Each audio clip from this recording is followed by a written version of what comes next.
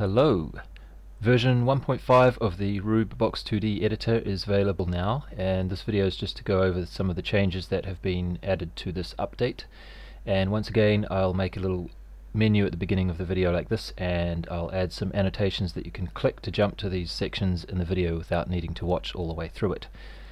So I'll just briefly go over what these are so that you know what you might want to click on.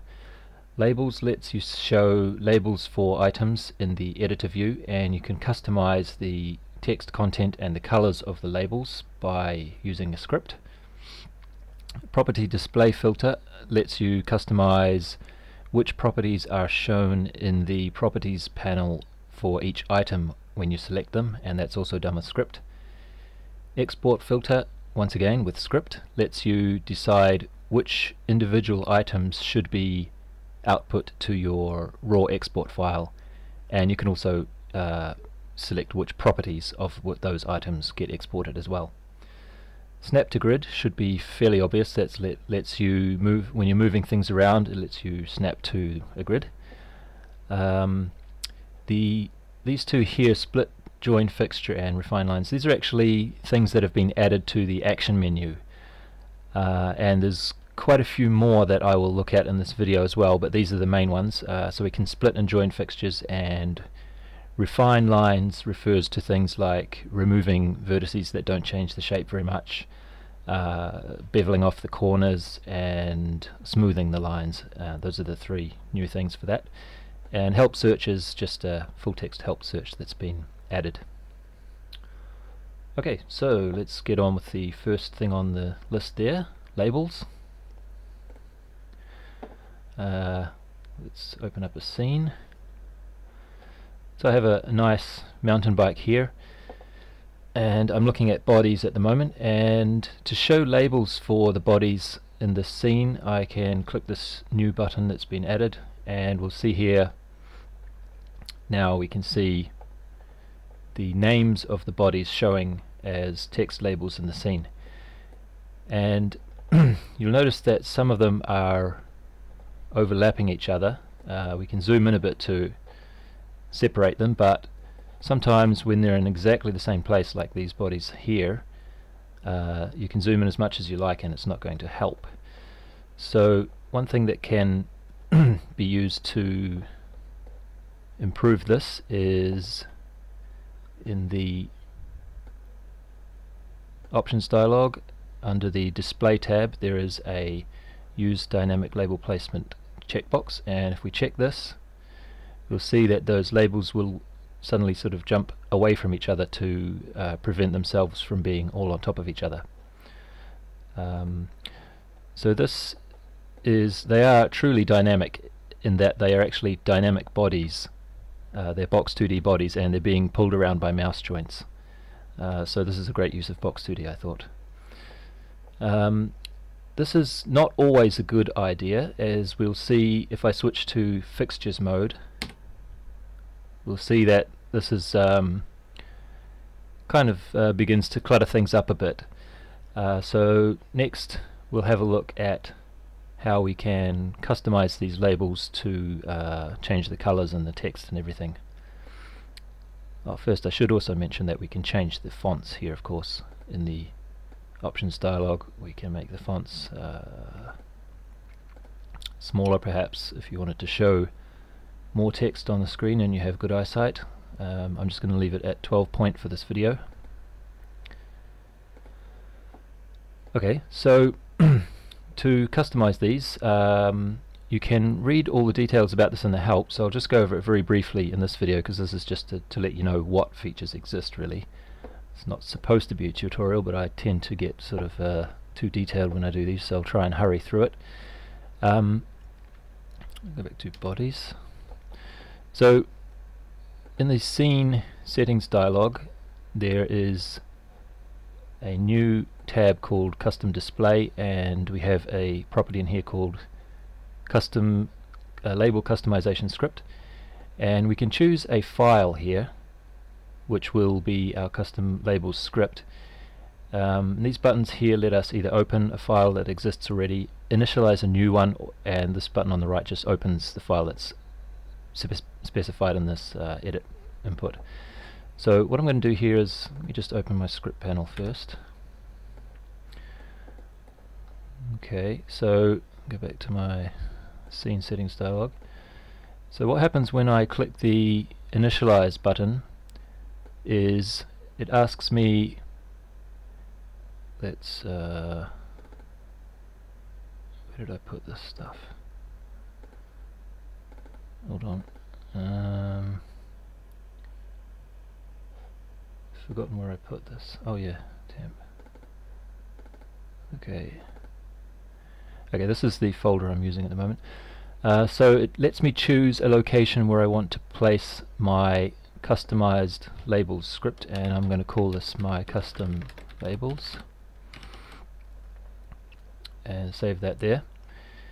And when I do that, it creates and initializes a file and opens it in the script panel for me. So we can see here this file is the one that was just initialized, and this is the best way to create these scripts, because as we see here there is a special set of functions that the program is going to call into to ask our script what should be shown in each of these labels. So we can see we have a set of two functions here, set label colors and set label text, and we have these two functions for each of the item types, so that's for bodies, fixtures, joints and images. So just as an example, I will uncomment the two functions here for bodies. Of course if they're all commented then nothing changes, so if I uncomment them and then I click save, we'll see that nothing changes. Why is that? Did I not also... oh, I didn't select this file. Okay, my custom labels, that's better. Okay, that's better. So just to illustrate that again, when those two functions are commented out, we get the default black and white text and just the plain item name, and when I uncomment it we'll get the customized version like that. And so you can fiddle around with the colors. I'll just make these full opacity here so that we can see that when I click the save at the top there, the changes get reflected in the scene. And we can also customize the text.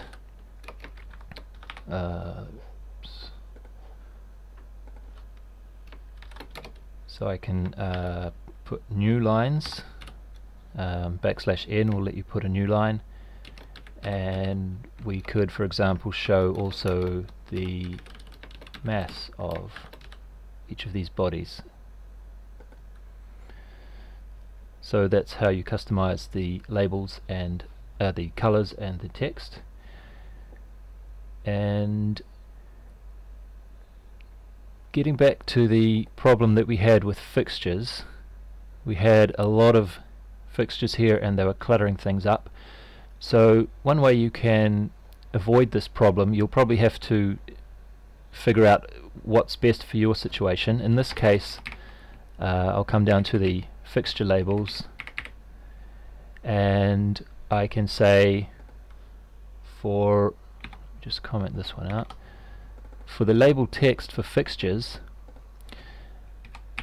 I can say something like, if the fixture's name is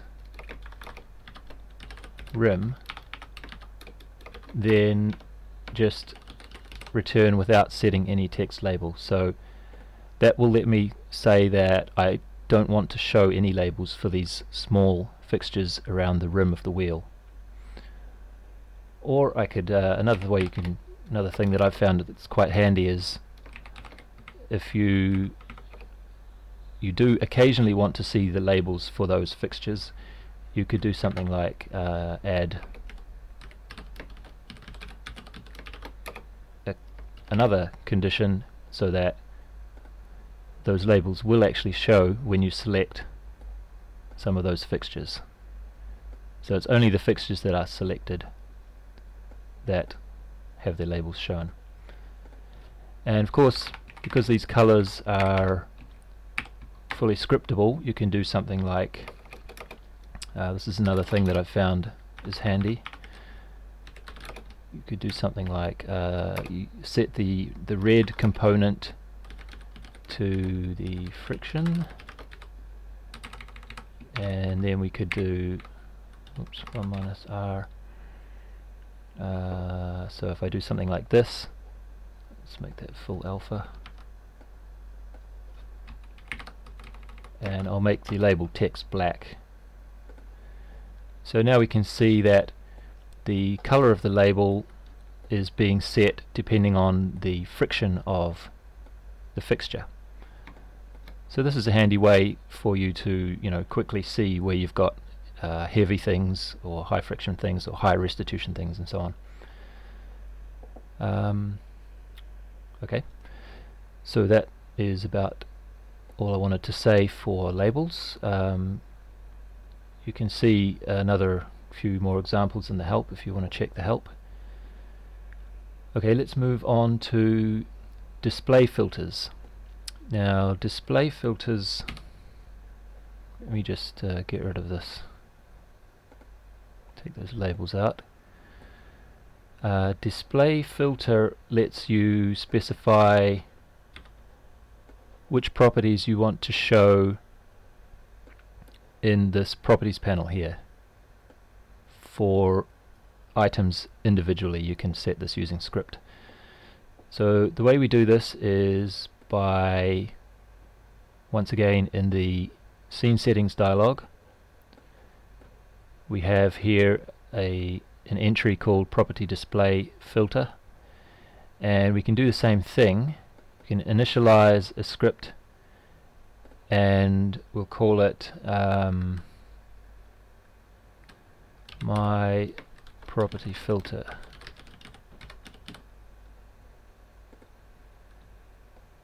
And then we do OK there. So once again, this creates a script file for us initialized with all of the stubs for these functions that we can use. So for example, just the most simple thing I can do here, oh sorry, not that one, for bodies, oh boy, okay, I'm looking at body properties here, and I have selected the ground body here. So if I uncomment this function and then save it, nothing will change because it's returning true for every property. But if I set this to false, now if I save the script, we'll see in the properties panel over there on the left, no properties will be shown because this function returns false for every property. So what you can do is check the property name that you're being given, and using the camel case versions of these names that are shown in the properties panel, for example linear damping, we could say we don't want to show that. If property name equals linear damping, return false, just as an example. So we should see the linear damping property there will disappear when I save this. Great. As an example of one place where that can be handy, in the help here there should be an example somewhere. I'll just paste this in as an example. What this will do is it checks if the property name is any of the names for properties that are only relevant to dynamic bodies, well, dynamic and kinematic bodies. So for all these properties here are irrelevant to static bodies. So if the body is a static body that we have selected, we don't want to see these properties. Maybe you do, I don't know. But if I save this now, we'll see that now we only see a subset of properties, only the ones that are relevant to what I have currently selected. So if I select this body, we see all of the properties that are relevant to dynamic bodies, and So you can see this just lets you cut down on the number of extraneous information that is shown in the properties panel. And this was actually in response to a request from people that were using a lot of custom properties in their scenes, and they found that they were adding custom properties to, say, bodies, and they would have properties that were irrelevant to the item that they had currently selected, because actually I have quite a good example here. Let me show you. This is a great example. In this scene here we have two bodies at the bottom here, a tree and a lamppost, and these are static bodies. And let's say in the game that they have a property called climbable, and that's a boolean which we can set to yes or no. And the two bodies at the top here are a cat and a dog, and they might have properties for speed because they can move, but they are not climbable, at least not in this game. So depending on what category we have chosen here, if it's a structure or an animal, we can use those property display filter here. This is the one that's been set for this project. If I click this button on the right here, that will open this in the script panel for us, so that we don't need to go and search around for it on disk. So just to quickly see what's going on in this property filter, if the category for this currently selected item is a structure, then we don't want to show the property called speed. And if the category is animal, we don't want to show the property called climbable. So if I just comment this out to see what would normally happen, normally we would see both the climbable and the speed properties for whatever type of item we have selected. And that's not really a problem for this particular case because there's only two of them. But I have heard that some people are using sort of 30 or 40 custom properties in this panel, and often a lot of them are not even relevant to the thing that they have currently selected like this. So it does require a little bit of thinking and a little bit of setup to set up these scripts here, but once it's done, you should have a lot more convenient interface for interacting with your particular types of items that you have in your game. Right, so that's what property display filter does. Next thing I was going to look at is the export filter. And once again, if we go into scene settings, this time in the export options tab, we have a new entry here called property export filter, and this again is functioning on the same kind of system. We can select a file or initialize a new one and so on. I'm going to show you what is already in here because there's something set up so that we can just look at it. So I'm just going to open that in the script panel, and then what did we have here? Okay, so this is the same kind of thing again. We have a set of functions for each item type, and in this case we have a function called should export item, and this gives you an item, and then you can fill in the script here to return true or false, just depending on whether you want that to be exported or not. So in this case we have in our script here, if the category of the body is animal and the speed is more than 3.5, then we return if it's an animal, we only return true if the speed is above 3.5. Otherwise, for every other kind of category, we just return true. So let's look at our animals, and we'll see that the cat has a speed of 3 and the dog has a speed of 4. So the cat will not pass this condition here. So let's try exporting this file.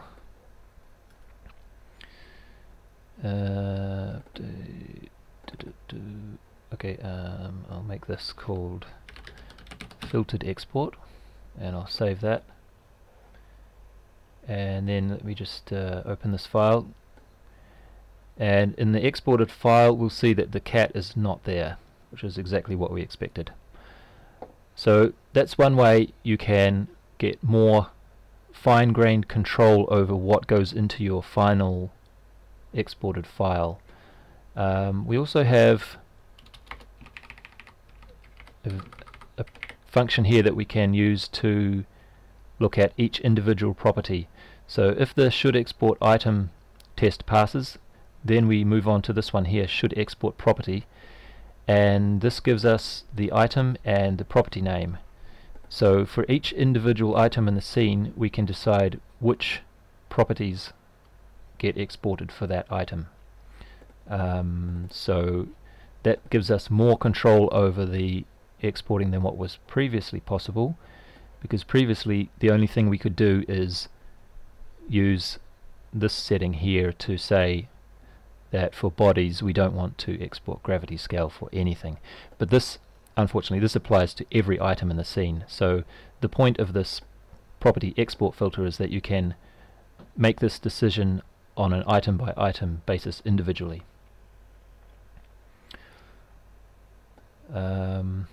Okay. So next thing is snap to grid. Let me just close these scenes.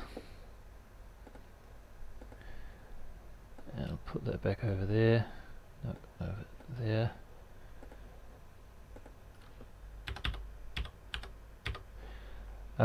Okay, so snap to grid. We have here 4 bodies. Actually, one other thing that I wanted to mention about the labels just before I move on is the labels are updating in real time, so you can do this kind of thing as well. Like as I move the mouse, this particular script is using the position of the mouse to set the contents of the text content of the label, and also to change the colors. So when I'm down here at 0, 0, this is the 0, 0 position in the bottom left, I have yellow on black, and as I move up I get green, as I move right I get red, and as I move to the 1, 1 position I get green and red, which is yellow, and then the text is the inverse of that. So this is obviously not a practical thing that you'd want to do, but I'm just illustrating that these labels are updated every time the mouse moves, which is obviously the case when you see how they are moving around dynamically. Anyway, what I wanted to show here was snapping to grid. So okay, let's put a body with a square fixture here. Oops, that's kind of big. Alright, so I have a body here, and let me just colors, 1 unit lines, just make those 1 unit lines a bit more prominent. So what we've had so far as snapping to grid goes is when you move an object and you hold down the control key, you can set a distance that it will jump in steps of. So at the moment this is set to 0.1 units, so as I move the mouse with the control key held down, it's jumping in units of 0.1, and these units start from the starting position of the movement. So in this case they're starting from where the box is right now. But what I can do now is we have a couple of extra buttons in the toolbar, and if I click the right hand side one of these, we'll see that now when I move and I hold down the control key, we are snapping to an absolute grid. So it's not relative to the position that I started at. Hope that makes sense. And we can set the grid sizes for each of these individually. So we have the original control key step size, which is it's like the delta movement step. So I'm just going to set that to 1. So I'll set them both to 1, and this should make things a little bit clearer. So now when I hold down the control key, we'll see that I'm jumping in steps of 1, but I'm jumping relative to the position that I started at, like that. And when I have absolute snap set, now I'm snapping to the absolute grid positions, global grid positions. And this works for the selection as a whole. So we'll see if I have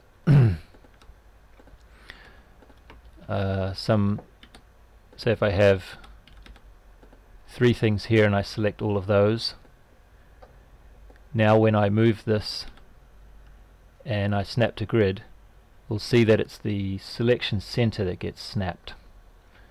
So this will be the case for bodies, fixtures, joints, vertices and images. Any kind of item they will all snap relative using the center of the selection, which is the white cross in the center.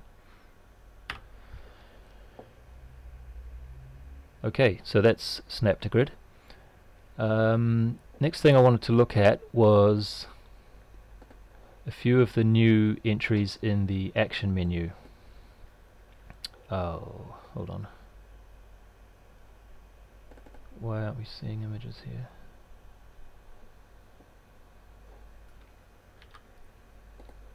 Well, we don't really need images. I got the path wrong for this. Sorry. I will just set the path for these images though.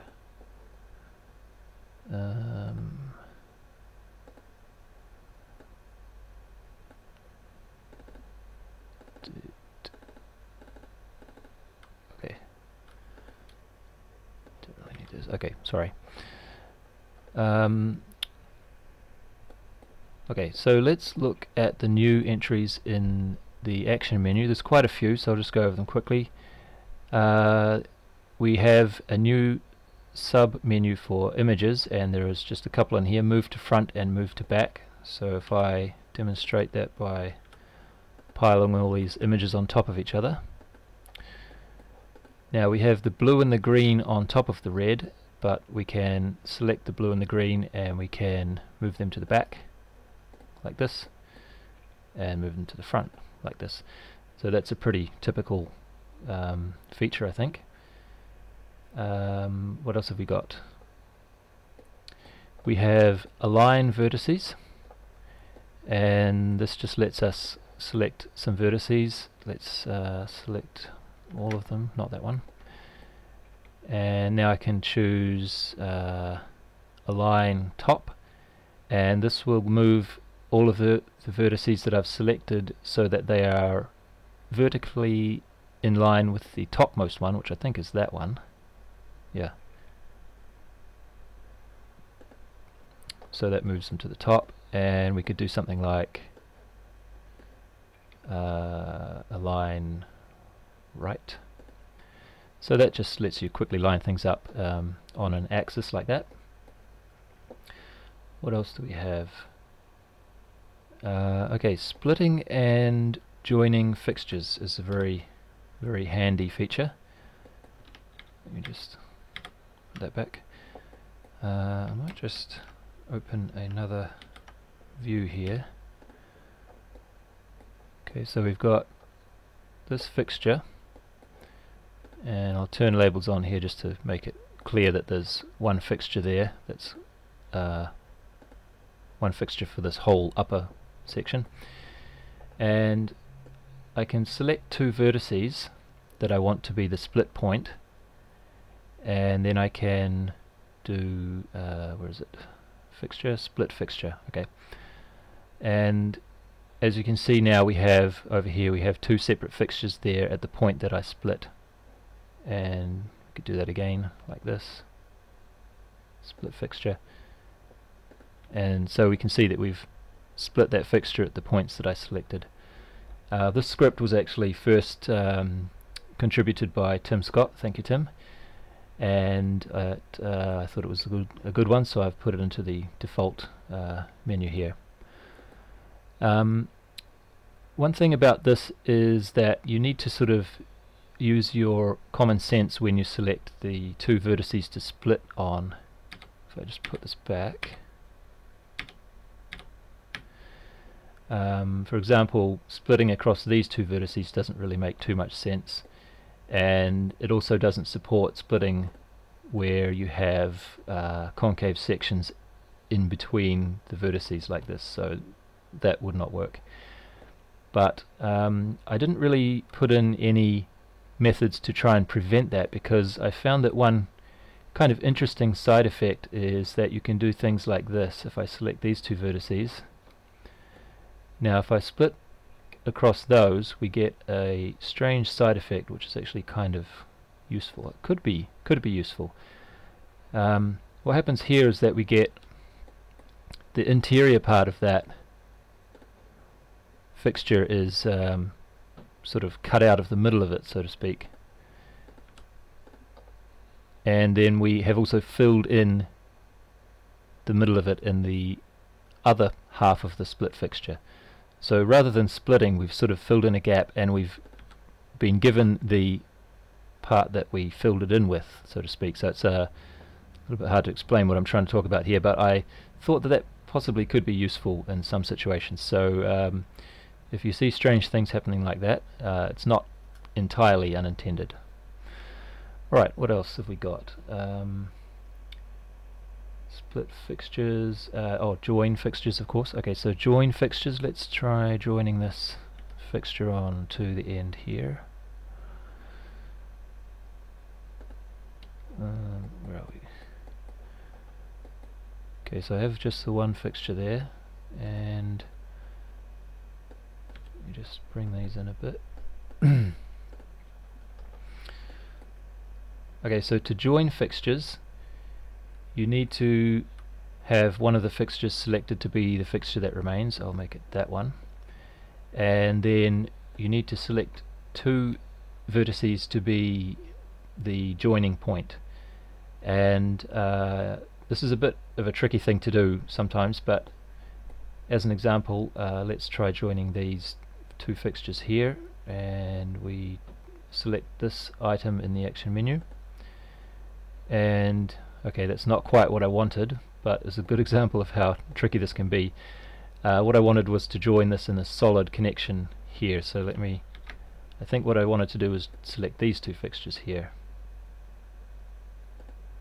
Okay, that's better. So now you can see we have one fixture here. There's actually a post in the forums which I will put a link to in this video right now, where you can go and see all the details about how to use that particular menu item. Right, okay, so moving along, we also have now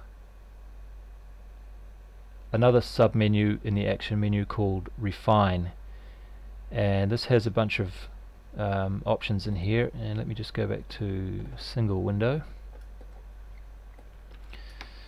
Let me just pull that stuff back, I think. Right. So we can smooth vertices. So what that does is, if we select a bunch of vertices here, and I'll select those two as well, smooth vertices lets us make the line smoother, obviously. So just as a quick demonstration, we can smooth the line, and it will smooth all the vertices that I have selected by a certain factor. And I'll just run this with 0.25 and we'll see what that does. So you can see that it smooths the line out. It's sort of like it's almost makes it look like it's melting into itself, like that. Makes it look like it's made out of rubber or something. And what's actually happening there is, if I take this vertex here as an example, it moves each vertex that you've selected towards the average of its neighbors. So the neighbors of this vertex are that one, and when I select them both, we'll see that the average point is there in the middle. So this vertex on the upper right will be moved a certain amount towards this white cross, and the certain amount is the 0.25 that we had in the option there. So if I select this one and I run refine, smooth line, and if I set this to 1, we'll see that it moves exactly to the center point of its neighbors. Usually you don't want to do that. You usually want to have it a certain number between 0 and 1. Okay, what do we have next? Okay, we have remove redundant vertices, and what this does is, if I select my set of vertices again, it lets you remove vertices from this line that don't change the angle by very much. So what I mean by that is, if we look at this edge along the top and then we look at the edge coming down here, there's a very sharp angle between them. So this is a very prominent corner, and it changes the angle of this line a lot. Whereas somewhere like this vertex, it doesn't really change the overall shape much, because the change in angle between the two edges on each side of it is very small. They're almost in a straight line. So as an example here, let's run this with the default option of the minimum allowable angle being 10 degrees, and I think that only changed the one vertex here. Yeah, it only changed one vertex. Okay, let's make it a little bit more aggressive, and we'll say that we want to remove redundant vertices unless they're going to cause a 20-degree change in the direction of the line. Alright, so that got a few more of them this time, so we can see there's about 4 or 5 vertices. So this one here, for example, is now being removed. So that's what the remove redundant vertices does. The last thing on this refine submenu is bevel corners, and what that does is it looks for all the corners. Well, let's just run it, shall we? Keep an eye on this very sharp corner here. This is, I know this one at least is going to change. So let's bevel corners, and this is kind of the opposite of the removing redundant vertices, because we're actually going to insert more vertices into this line to prevent angles from being too high. So in this case we want to find anywhere that we have an angle that's greater than 75 degrees, so this is going to be very sharp corners, and we're going to bevel that corner off to a depth of 0.25, and when I do that, we'll see, hopefully you notice that the corner here has been beveled off, and the 0.25 is the distance from the original point. So okay, so from the original point we move a distance of 0.25 back, and then we add a vertex here and here to clip off the corner like that, and the other sharp corners around the place should also have been clipped off as well. Okay, so we see this one and this one as well, actually, because this is more than 75 degrees. They've both been clipped off, and I think also this one here, yeah. If there's not enough room to clip them off, so in this case 0.25 is just enough room to allow clipping off, nothing will happen, and it will print out a mention in the script, in the message log down here, to let you know that it could not bevel the ones that you wanted to. Okay, so that's what bevel corners does. Alright, and finally we have a new addition in the help panel, which is this search tab, and this is a full text search, so you can search for things like this, and it will show you an excerpt from that topic, just the first 3 occurrences, and then it will show you how many other occurrences are, so you can get an idea of whether that topic says a lot about that thing that you searched for or not much. And then you can of course click on these links to open that help topic, and you'll see the term that you searched for there is highlighted, so you can find it. So for these things that I've been talking about in this video, you might like to try searching for those to see the help topics there. We had, I think, something called should export, if I recall, should export property. Yeah. Okay, so you can see the details on these things that I've been discussing in this video. So hopefully that will help people find things a little bit easier. And just before I finish this video, one other thing that I spent a bit of time on recently was converting this help that we have here in the built-in help into a format that you can view online. And there's no difference in the content of the help. So you may say, well, what's the point of it? The point of it is that because it's online, you can copy this location and you can use translate.google.com to automatically translate that into your language. So this is obviously directed at non-English speakers who might find it a little bit more easier to use. So that's so to use it, you just go to translate.google.com and you paste that link in there, and then you click on there, and it will say it's already English, but then you can select whatever language you want to read it in. And this, of course, is not perfect, but I think it's pretty good in my experience. I only speak English and Japanese, but in my experience, at least looking at the Japanese, it does a pretty good job. And you can navigate through the menus in the same way that you navigate through them in the built-in help. So hopefully that will be a handy thing for non-English speakers. Unfortunately, there's no full text search in here at the moment. I might be able to do something about that a bit later, but for now hopefully it should be handy just to have these automatically translated. Okay, well, that's the roundup for version 1.5, and thank you for watching and hope you enjoy using these features. Goodbye.